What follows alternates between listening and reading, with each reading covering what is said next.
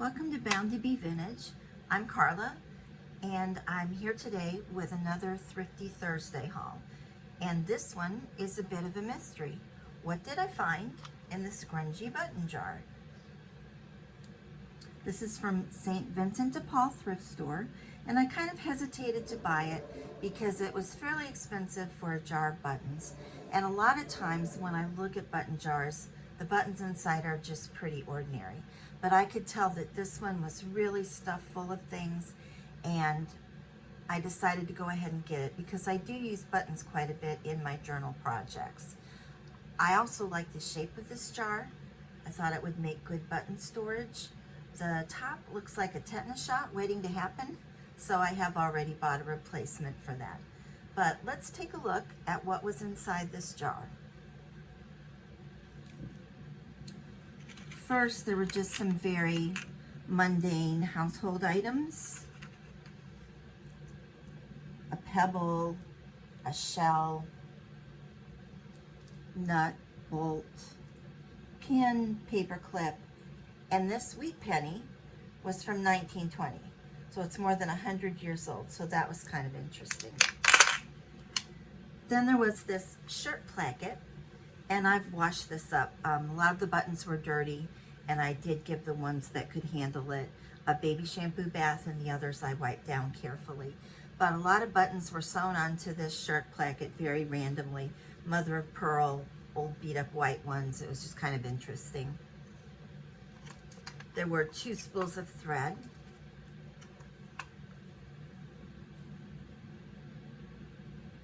The green is a nice color, and this one is silk. So that's nice to have some silk thread. I could see when I looked at the jar that there were some cardboard in there with interesting graphics, and it turned out to be some things like this. It's an old card for the hook and eye. I like the graphics on that.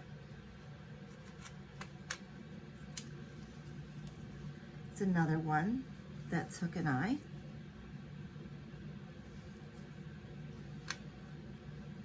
And this was a large snap.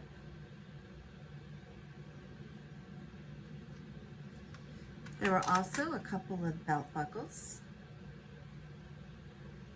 or at least a part of a belt buckle, and some lingerie clasps in that peachy color from back in the day. There were some white buttons, nothing super remarkable. I did get a couple of these large hold buttons that I think are always interesting and have a primitive look. And then this button, I'm not even quite sure how you attach it, because the one side, I can show you, the one side has a hole, or 2 holes, and then the other side has 1 hole. So I'm not sure which side goes up and which side goes down. I have to play with that. There were sparkly buttons. These almost look like a piece of jewelry, but they do have it set up so there are holes to sew through. There were black and brown buttons. There was this very large one. That was interesting. There were some of the tiny little buttons that I would call jet that look faceted.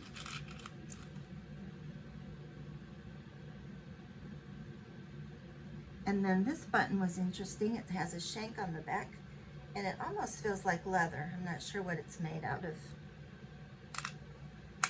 A few red buttons. It's that typical retro look that you see with the red buttons. There were some blue and green.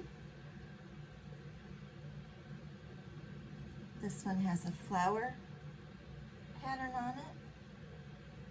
And then this just had some nice swirls. And there were a number of these blue buttons that have that mother of pearl look to them, that luster and shine. Very interesting metal buttons. This one is an interesting design I've not seen before. This one has a very Art Deco look. with the blue and silver.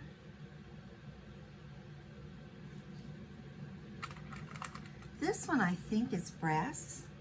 I think I might be able to polish it. It has that very pretty flower design set down in there, if you can see that.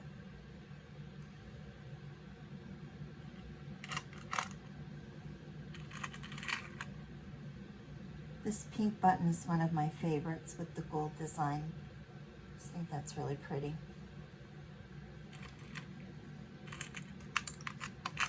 This was an interesting one.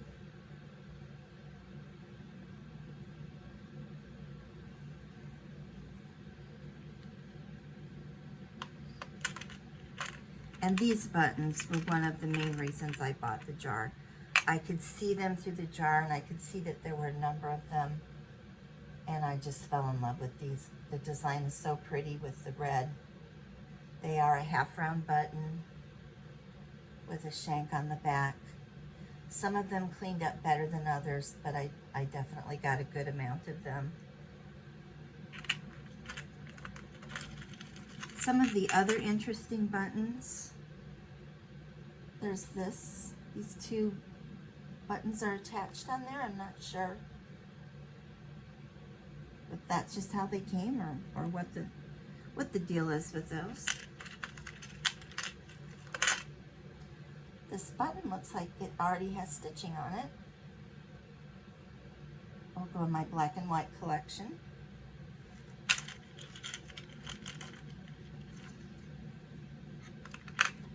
There were these tiny red triangle buttons.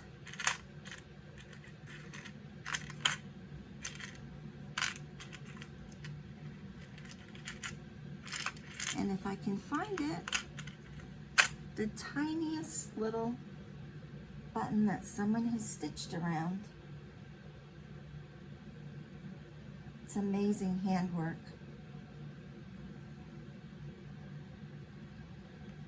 There were a few jewelry pieces.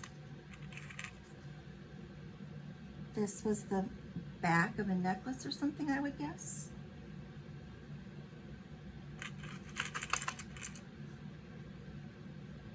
This stone, which doesn't seem to have any holes in it, so I guess it would have been set into something. A few little metal beads. There were some pearls. I don't think they're real. And then there were 150 mother of pearl buttons, from the very large with the shank on the back to the teeny tiniest ones that I would guess were for baby clothing. Just so little.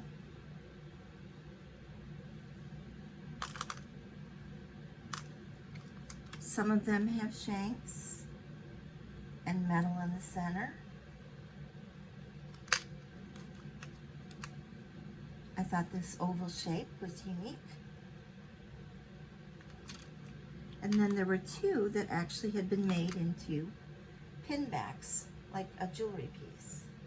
The heart and this little piece here.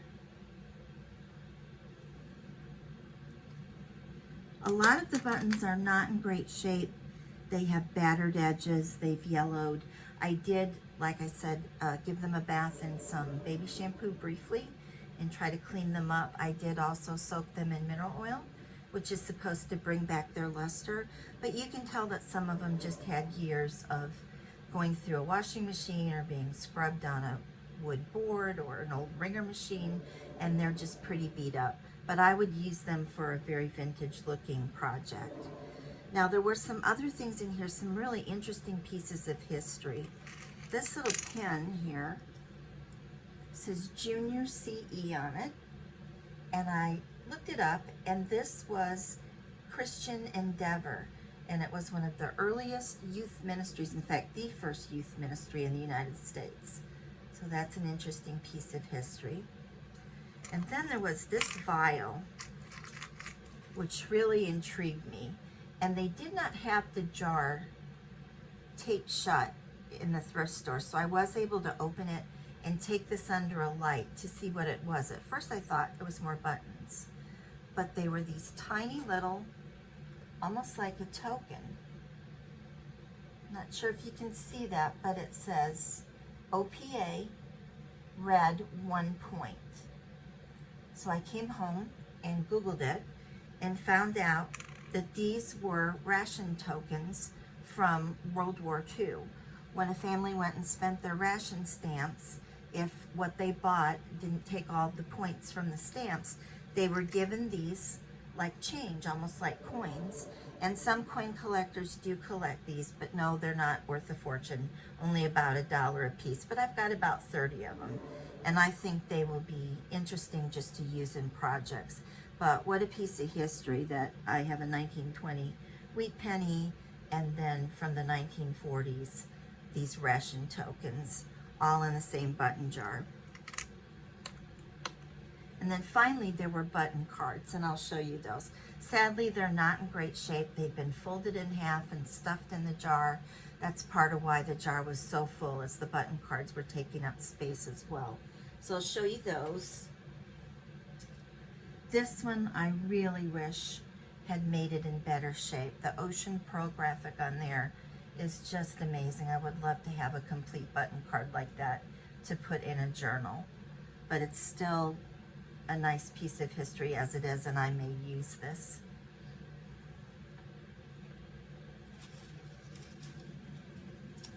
Bring the others over.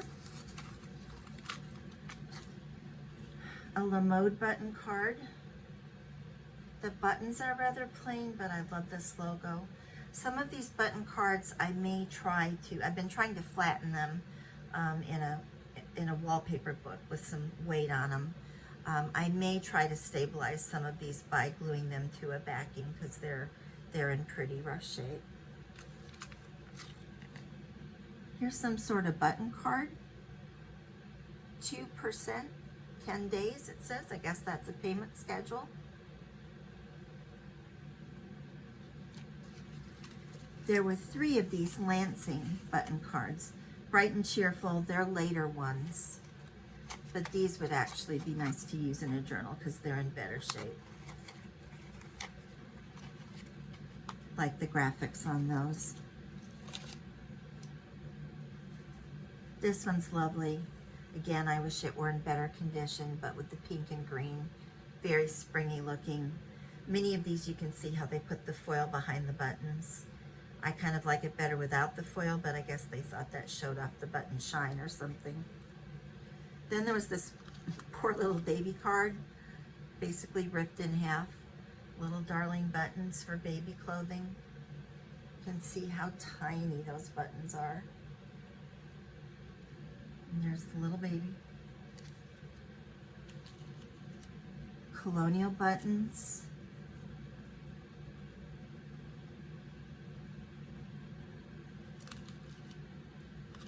And then pearls. Again, nice graphics from another time and place. So that was what was in my button jar. I store my buttons in jars. I have this large one that I bought years ago at an antique mall. Someone put contact paper over the lid, but I like the blue and white. And this stores all of my white buttons. I did have mother of pearl and white mixed. Now that I have the new jar, I'll be storing all the mother of pearl buttons I have in the jar that I got. And then another way that I store the colored buttons is I do sort them by color or shape of button, and I have them in these little plastic containers that come from the Dollar Tree. And they can sit like an old-fashioned candy jar, like that, so you can reach into them, or you can stand them up, either way. If you're interested in those for button storage, like I said, they're from Dollar Tree. They are in the party section. They're considered candy jars, and they are 2 for $1.25. I hope you enjoyed this mystery reveal today, and I'll see you again for the next Thrifty Thursday. Bye.